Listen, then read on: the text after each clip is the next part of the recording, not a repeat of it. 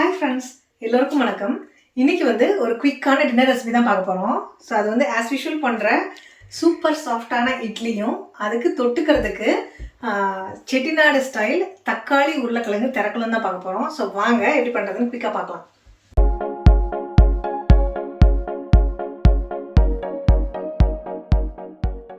தக்காளி திரக்கலுக்கு 2 வெங்காயம், 2 தக்காளி, 2 உருளைக்கிழங்கு எடுத்து வச்சுருக்கேன். ஸோ இதை குயிக்காக கட் பண்ணிக்கலாம்.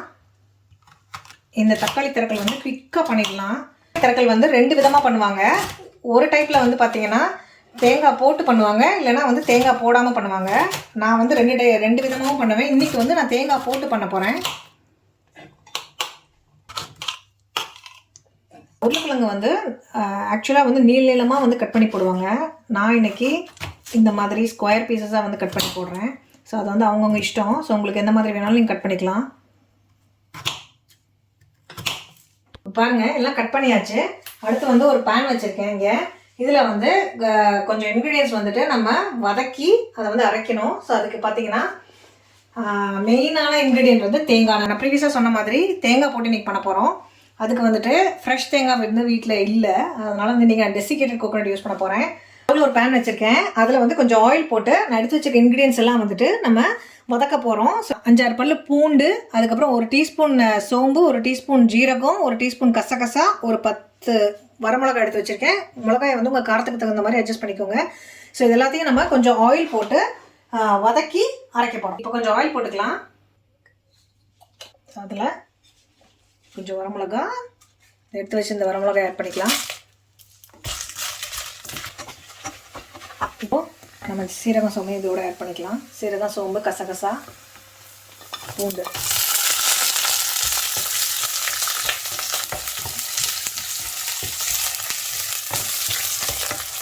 இது எல்லாத்தையும் மீடியம் ஃப்ளேமில் வச்சுட்டு இந்த மாதிரி வதக்கிக்கலாம். 1 கப்பு கோகோனட் ஆட் பண்ணிக்கலாம்.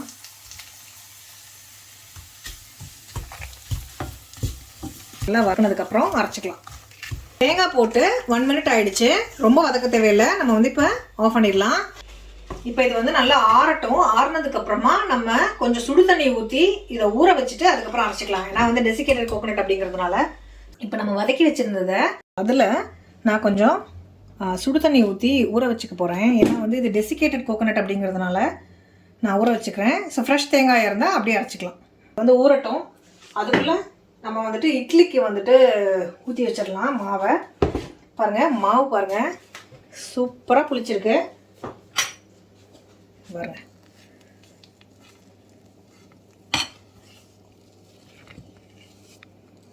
எப்படி இருக்குது பார்த்தீங்களா? சரி, இந்த மாதிரி நல்லா கலக்கிட்டு ஊற்றுனோன்னா இட்லி சூப்பர் சாஃப்டாக வரும்.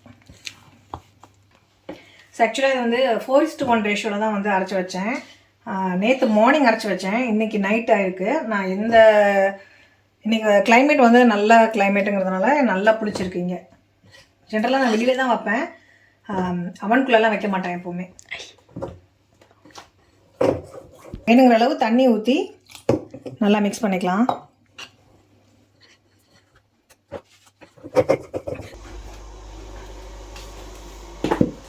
இப்போ இட்லி ஊற்றுறதுக்கு இந்த பாத்திரத்தில் தண்ணி கொஞ்சம் ஊற்றிக்கலாம். இந்த மாதிரி 6 பிளேட் வச்சுருக்கேன். இதில் ஃபஸ்ட்டு கொஞ்சம் ஆயில் ஸ்ப்ரே பண்ணிக்கலாம். இதை ஆயில் ஸ்ப்ரே பண்ணிவிட்டு நம்ம மாவு ஊற்றிக்கலாம். அப்போ இட்லி நல்லா ஒட்டாமல் வரும்.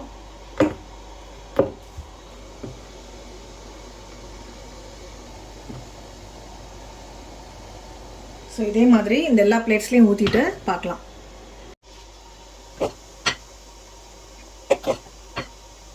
இப்போ இதை வைக்கும்போது இந்த மாதிரி இந்த இட்லி இருக்கிற இடம் இந்த ஹோல்ஸ் கிட்ட வர மாதிரி வைக்கணும். ஸோ அந்த மாதிரி வச்சுட்டு இப்போ தண்ணி கொதிச்சிருச்சு. நம்ம இதை எடுத்து உள்ளே வச்சிடலாம்.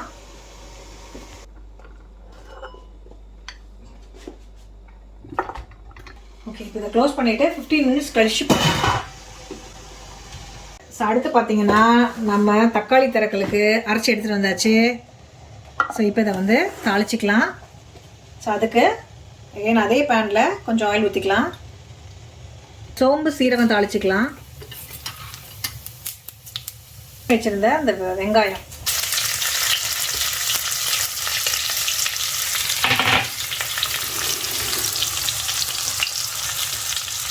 ஆட் பண்ணிக்கலாம். சாரி,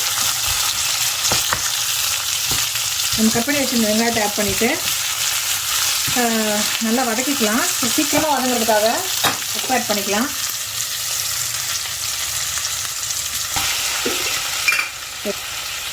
கொஞ்சம் மஞ்சள்தூள் ஆட் பண்ணிக்கலாம்.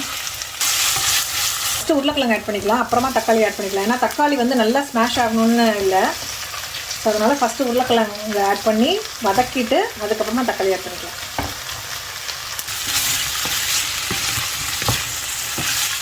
இதுக்கு டைமே ஆகாதுங்க இது பண்ணுறதுக்கு. ஜஸ்ட்டு உருளைக்கிழங்கு வேகிற டைம் மட்டும்தான். தக்காளி ஆட் பண்ணிக்கலாம். இப்போ தக்காளி போட்டாச்சு. இதை நல்லா கலந்து விட்டுட்டு இதை நம்ம க்ளோஸ் பண்ணிடலாம். ஒரு 5 மினிட்ஸ் கழித்து பார்க்கலாம்.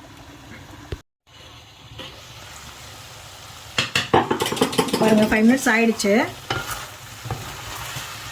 ஸோ உருளைக்கிழங்கு வந்து கொஞ்சம் சாஃப்ட் ஆகிடுச்சு. ஓகே, ஸோ இப்போ வந்து நம்ம அரைச்சி வச்சுருந்த பேஸ்ட்டை வந்து ஊற்றிடலாம்.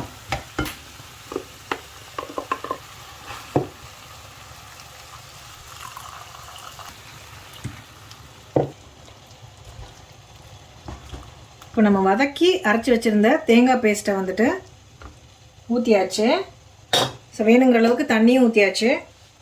ஸோ உப்பு செக் பண்ணிட்டேன், அது வந்து உப்பு கம்மியாக இருக்குது. ஸோ அதனால் கொஞ்சம் உப்பு ஆட் பண்ணிக்கிறேன். இப்போ இதை நல்லா மிக்ஸ் பண்ணிவிட்டு உருளைக்கிழங்கு வந்து வேகிற வரைக்கும் இதை கொதிக்க விட்டுறலாம். ஸோ அவ்வளோதான், எல்லாம் போட்டாச்சு. பாருங்கள், இட்லி சூப்பராக ரெடி ஆகிடுச்சு. இப்போ இதை சர்வ் பண்ணிக்கலாம்.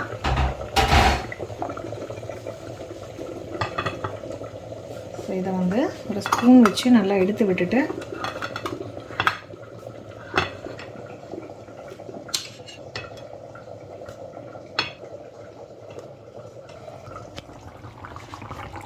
இப்போ பார்த்தீங்கன்னா தக்காளி திரக்கலும் வந்து ரெடி ஆகிடுச்சு.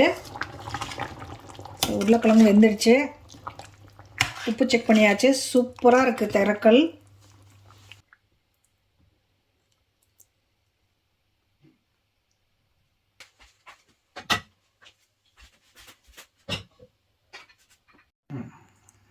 எப்படிங்க இருக்கு? இதோ சாப்பிட்றேன்.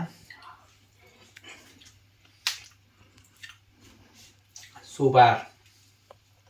தக்காளி திரக்கல். தக்காளி திரக்கல் செமையாக இருக்குது. கொஞ்சம் ஸ்பைசி, ஆனால் நல்லா இருக்கு. நமக்கு சூப்பராக இருக்கும். உங்கள் மகளுக்கு கொஞ்சம் கஷ்டம் தான். செமையாக இருக்குது. ரொம்ப நாள் கழிச்சு இட்லி சாப்பிட்டு. ரொம்ப நாள்னா ஒரு 2 வாரத்துக்கு மேலே ஆச்சுன்னு நினைக்கிறேன். ஆமாம். இட்லி டக டக டகன்னு இப்படி முக்கி இப்படி எடுத்து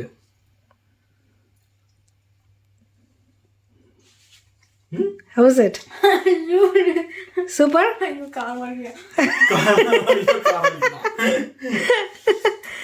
நான் சொன்னேன்ல, அவளுக்கு காரம் பயங்கரமா.